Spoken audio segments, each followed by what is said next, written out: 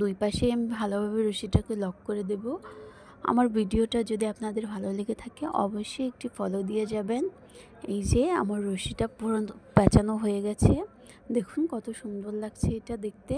এবার আমি ভালোভাবে দুই পাশ থেকে লক করে দেব। টবের আমি দুই পাশে কেটে দেব যে তারটা। গাছের লতাগুলোকে আমি পুরো রিংটার মধ্যেই ভালোভাবে পেঁচিয়ে দেব। এটা খুব আলতো হাতে এই কাজটি করতে হয়, না হলে ডালগুলো ভেঙে যায়।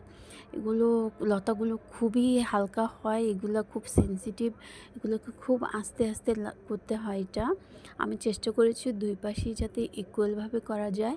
আমি আরেকটা মানি প্ল্যান্টকে এইভাবে রাউন্ড শেপ দিয়েছি, ওইটার গ্রোথ মাশাআল্লাহ এত ভালো হয়েছে। আজকে দুইটা একসাথে রেখেই আপনাদের সাথে দেখাবো কেমন হয়েছে। এই যে এটা আগের মানি প্ল্যান্ট আর এটা আজকেরটা। হোপফুলি ভিডিওটি আপনাদের